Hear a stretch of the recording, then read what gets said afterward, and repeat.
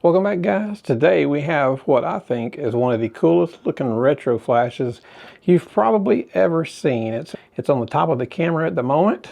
I wanted to show you what it looked like on top of the camera. It is the Neewer Z160. So all I have to do to turn it on is turn it to right here, and you can see I'm getting a number 1/16. So that's 1/16 power. This is shooting in manual. It'll shoot automatic too. I'll do that in a second. But if we're shooting at 1/16 power, that means that the flash is putting out 1/16 of its power. All right, so right here we're at 1/32 of a power. So that is 1/32 of the complete power output that this will do. If that's still too much light, then we'll dial this. We can go to 1/64th, and over here it's counting in tenths. So that's 1/64 plus 0.9. So that's 1/10 of a stop adjustment. We can keep rolling that. We go from 1/64 all the way to 1/28, and until you get to 1/28th power, and that's as low as it'll go. And you can dial it all the way down to full power by going 1/1, and that is the full power mode. Now, if you don't want to shoot in manual, you can come up here in automatic. Now we've got 0.0. That's not adding any power to it. That's just normal output. Now, if we take a picture at 0, and say it's too dark, then I can add, say, plus a stop. And this moves in 1/3 increments. So if I'm back to 0, I can go plus 1/3, plus 2/3, plus a full stop, all the way up to 3 stops. Now if I go back to 0 and my picture is too bright, I can do the opposite. I can turn it down to -1/3 stop, -2/3, -1 stop, all the way to, you guessed it, -3 stops and back to 0. And it will also work off the camera. I'll get to that in just a second. We're going to shoot some pictures of my wife using manual and automatic with it on top of the camera, and then I'll show you how it works off the camera. Okay, so now we've got my wife seated to take some pictures. We're in the studio. It was raining outside, so we're going to do what we can do in here. I've turned the flash on. I turned it to manual. I set it to 1/32 power because that's just my first guess of what's going to be right. We're at ISO 200, shutter speed of 80. So let's see what we get in our first shot.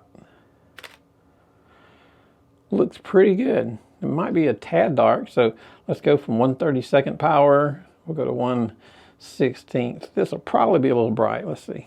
You smile? Yeah, I think let's go in between 1/16 and 1/32. So we'll go to 1/32 plus 5. Here we go. Good smile? That's probably about just perfect. So if we want to go off manual and we want to go into automatic, we'll just roll it to automatic. I've got it set on 0, so there's no addition or subtraction in this. So let's see what it gets on its own. Good smile. Looks pretty good. Looks a little bit dark. It's hard to tell. It's kind of dark in here. I'm going to add 7/10 of a stop, so I'm going to plus 0.7. Good smile.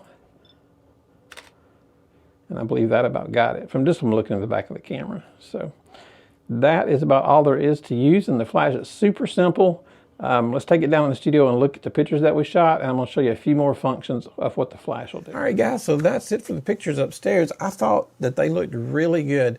I think my favorite one when we were shooting manual was our third shot. I started at 1/32 power. It was a little bit dark, and then we went to 1/16, which was a little bit bright. So we kind of went in between, and we ended up with this shot right here.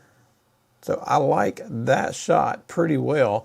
And then the other picture, when we were going on automatic, the first shot wasn't bad, but when we added the 0.07, 2/3 of a stop, this picture I thought looked excellent on it. So it just did a great job. Now, Neewer did reach out to us and ask us if we would test this flash, and this is the box that it came in. You guys know I love boxes. It's a really nice box. Zipper makes it easy to carry. It'll fit right in your camera bag. It's a very small flash. I like it a lot. It's got a diffuser on the front. I keep the diffuser on it. Just, keep it as soft as you possibly can, always, is my motto. Now, you can see how dark it is in here. If you're in a room like this and it's dark, you can turn this camera and hit the button right here, and you will get just enough, see if I can point that at me, you get just enough of a little bit of a modeling light so that if you're in a dark room, you can turn that on. Your camera will be able to see the focus. You can turn that on, boom, you'll nail focus every time. You don't have to worry about that. So let me get the lights back on. And then of course, when you're done with that, you can just turn that off. That's just good. Like if you're at some receptions are really dark, and say you've got this in your pocket and you're walking back and you've been running an off-camera flash, and somebody says, can you take my picture real quick? And they put his arm around his wife while they're eating, and you don't have a flash because your off-camera flash is across the room and you're going to change something. You can pull this out of your pocket, slide it right on top of the camera, boom, 3 seconds later, you've got a nice picture. You don't have to say, oh, hang on just a minute, let me go get my flash and get all this stuff, get ready. You can just get it taken care of right then, because if you're like me, I'll get distracted and forget to get their picture. So I always like, keep it in your pocket, keep it nearby. Just no time at all, switch out, goes right on top of your flash, and you're good to go. And they're happy, everybody's happy, and life is good, and you're probably selling them pictures. So it's worth it just to have it for that. Now, it also has a setting called S1, which basically turns this into a slave flash. What happens is if you have your flash on top of your camera or wherever, this can be sitting somewhere else, and it will fire when it sees the light come out of this flash. We'll see if we can see it on here. I'm going to fire this flash, and it should fire this one at the same time. And these lights, it's kind of hard to tell. So I think you could tell from there that this flash, if I point the other way and point this one toward you, so you can see it flashing from this. And that's called slaving it together. So all it's doing is seeing the light coming from this flash, and it fires this one at whatever power you have it set on the back. Makes it really convenient if you're needing just a little extra flash. So that kind of stuff is very, very cool to have. This flash is not very expensive, and it has a lot of stuff that I wouldn't expect a flash in this price range to do. Now, the only downfall, and this is me being really nitpicky, especially in a flash that's in this price range, is you can't bounce this flash. Now, I know that's super nitpicky for a flash in this price range, under $60. So that's really not a complaint to have, because you just, $60 flash isn't going to do everything. But this one, I think, does more than your average $60 flash. Does a lot more, and it does it well. It's very accurate, as you saw in the pictures upstairs. I think that the first picture I shot on auto was plenty acceptable, and the first picture I shot at 1/32 was plenty acceptable. I was just trying to perfect them to get them just exactly right, and those weren't edited out of the camera. That was just straight out of the camera, so you can tell how accurate it is. So on top of that, in the case, comes with your powering cord, and it comes with a PC cord. Now, you older guys are going to remember this, but I haven't seen a sync cord. Used to, and this one, you run it into the side, and you run this into the side of your camera, and you can fire it that way. That's an older style way of doing things. I haven't seen that in a long time. That was the way we used to do things a long time ago, before we had all the Bluetooth and all the cool stuff that we have now. So it does a lot for the price. I think it's amazing, and it's cool looking. I love the front of it. Let me take the diffuser off, and I'll show you guys the front. I think it just looks really cool. And the settings on the settings on the back are plenty bright. You can see them outside. I think this is a wonderful flash. It's going to be in my camera bag. Now, and you're going to ask, are you going to shoot a wedding with this? No, I'm not going to shoot an entire wedding with this. It's a good backup to have for a wedding, like I was talking about a while ago. If you've got a couple that all of a sudden you're walking back to your camera bag, or somebody grabs you and you're shooting off camera flash, and they just need a shot of themselves, and maybe you were going to change batteries or whatever you were going to do, and you don't have the equipment with you, instead of having to just shoot it at ISO 12,800 or higher, take 3 seconds, pull this out of your pocket, put it on top of your camera, fire away. They're happy, everybody's happy, and life is good. So it's super easy to use. The battery's on the inside. It's got a USB charger, so you don't have to put double A's in it. I just really, really like this flash. There's not anything that I can find that's made well.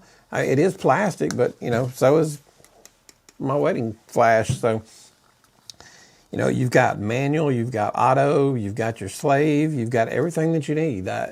$60 from Neewer, and it's cool looking, little retro flash. I really like it, so I'm giving it a big thumbs up. I really, really like it, and I'm looking forward to playing with it a lot more. I think it's fun. It's not going to take up much space in my camera bag. It's not heavy at all, so there's no inconvenience on that. And they gave us the cool case, and you guys know I love my cases, so it'll go in there to keep it protected.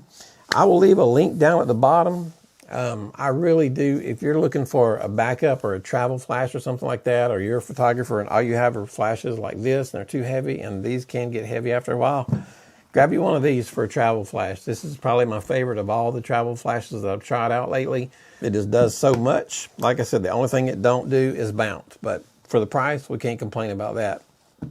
It's very accurate. Having the auto on it makes it really nice. I know some people don't like manual. Manual is really good. If manual will help you learn lighting a lot quicker than shooting an auto. It's not hard to learn. Sit down for a few minutes every day and just learn. Like when I took my first shot upstairs, I hadn't done any test shots. I just assumed, based on the power of this flash and the distance, I thought 1/32 power will probably be about right. And I was about a half a stop off.